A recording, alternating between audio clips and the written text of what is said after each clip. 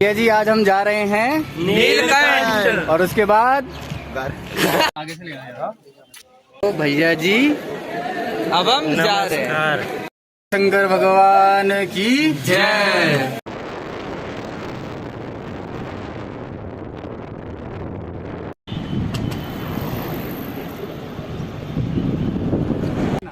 1 2 3 आ जाओ। कर दिया दुगड्डा दुगड्डा भी पौखाल मेरा ससुराल 65 किलोमीटर ससुराल तब तो रतुल जी वो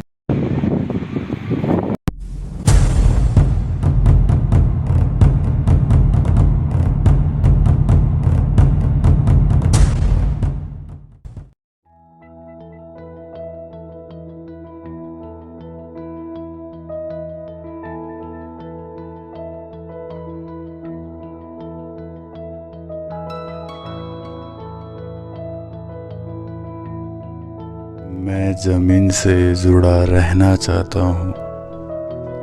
इस प्रकृति को महसूस करना चाहता हूँ। इन हवाओं को छूना चाहता हूँ। इन फिजाओं में खोना चाहता हूँ। परिंदे की तरह उड़ना चाहता हूँ। सूरज की तरह चमकना चाहता हूँ। पहाड़ों की तरह उठना चाहता हूँ। हाँ, मैं ज़मीन से जुड़ा रहना चाहता हूँ।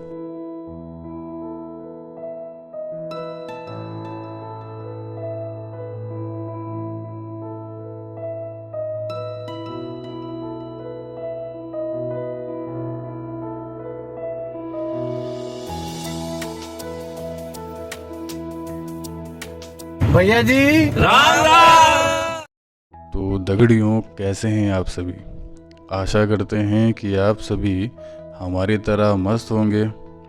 तो चलिए आपको ले चलते हैं एक सुहाने सफ़र पर।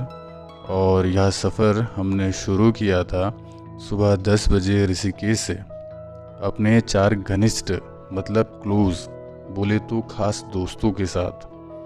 और कुछ दूर जाने के बाद हमारे टेक्निकल भाई मतलब जो कि हमारे मित्र हैं और इस कार को चला रहे हैं, उनको अचानक दान करने की इच्छा हो गई और पुलिस वाले भैया से 500 रुपये का चालान कटवा दिया, क्योंकि इन महाराज ने सीट बेल्ट नहीं लगाई थी और दान करना ज़रूरी हो गया था। तो भैया दान करने के बाद हम निकल पड़े नीलकंठ महादेव मंदिर के लिए।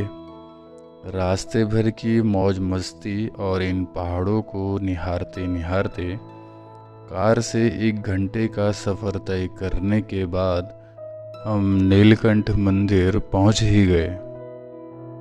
तो दगड़ियों, हमारा नीलकंठ का सफ़र बहुत ही सुहाना था और उस सुहाने सफ़र की एक झलक हम आपको भी दिखाते हैं।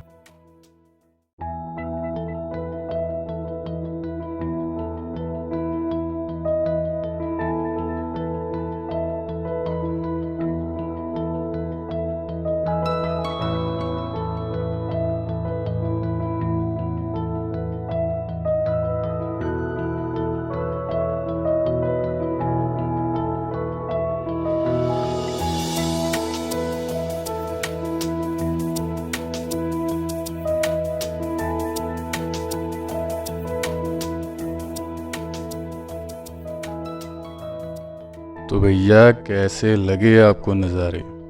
कमेंट करके ज़रूर बताइएगा।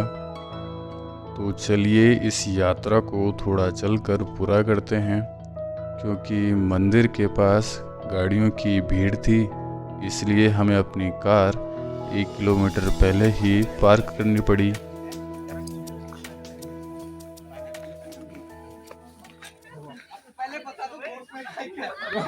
हम कहाँ जा रहे हैं? नीलकंठ क्या करेंगे? हाँ, फिर आउट ऑफ सिलेबस नहीं आना चाहिए कुछ। दोस्तों के साथ मजाक मस्ती चलती रही और थोड़ा स्लो मोशन भी।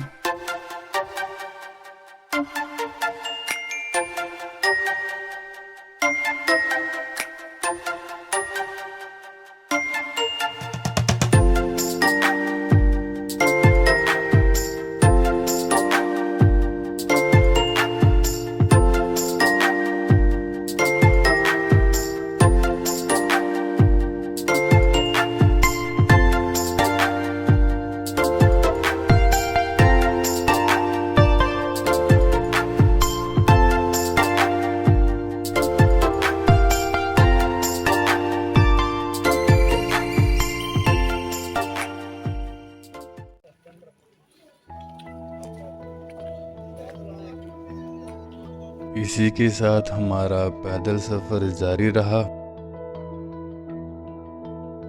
जेब में ही होगा क्या सब गाड़ी लेके आ रहे हैं।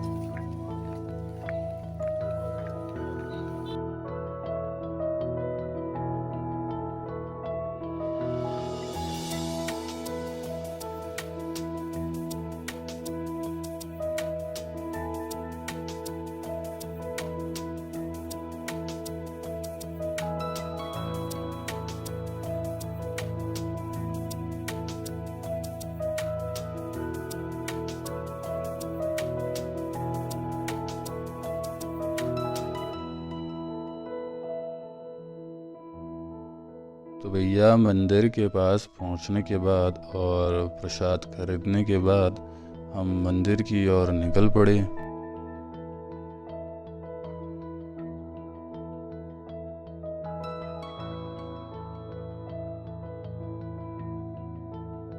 तो भैया जी अभी हम पहुंच चुके हैं नीलकंठ में। यहीं पे हम फिक्र मत करो। बोल शंकर भगवान की जय। तो दोस्तों जब हम मंदिर पहुंचे और वहां पर इतनी लंबी लाइन लगी थी, हमें लगा कि आज का पूरा दिन हमारा यहीं बीतेगा, लेकिन महादेव की हम पर कृपा हुई और हमें लाइन पर ज़्यादा देर नहीं लगना पड़ा। तो भैया अब है समय थोड़ी सी ज्ञान की बातों का, जैसा कि हम आपको अपने हर व्लॉग में देते ही हैं। इस मंदिर की कहानी कुछ इस प्रकार से है। जब देवताओं और असुरों के बीच समुद्र मंथन हो रहा था तो उसमें से 14 रत्न निकले थे। इतना तो आप जानते ही होंगे। तो आगे बढ़ते हैं।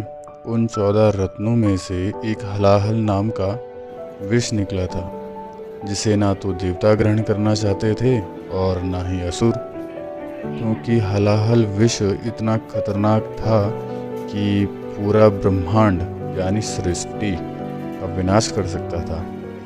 इसलिए सभी देवताओं के विनती करने पर भगवान शिव ने इस विष को ग्रहण किया था, और जिसके प्रभाव से भोलेनाथ का कंठ यानी गला नीला पड़ गया था, और अपने गले की जलन को शांत करने के लिए भगवान शिव ने इस स्थान पर कई सालों तक तप किया। इसलिए महादेव के इस मंदिर को नीलकंठ महादेव के नाम से जाना जाता है। पौराणिक कथाओं के अनुसार भगवान शिव ने कैलाश पर्वत पर जाने से पहले कंठ के रूप में इस शिवलिंग को स्थापित किया था। नीलकंठ महादेव का पूजन करने के बाद हम मंदिर के बाहर आ गए, और मंदिर से बाहर के नज़ारे कुछ इस प्रकार से हैं।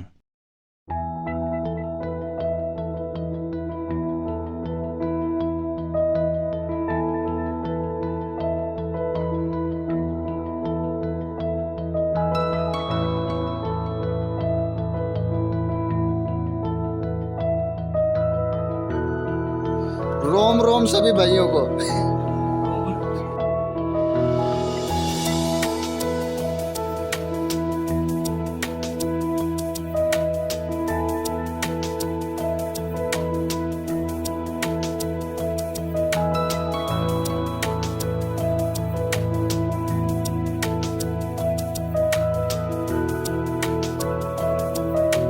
तो भैया जी हम लोग यहाँ से भी दर्शन कर चुके हैं, और यहाँ से दर्शन करने के बाद हमारा विचार अभी कहीं और का भी है।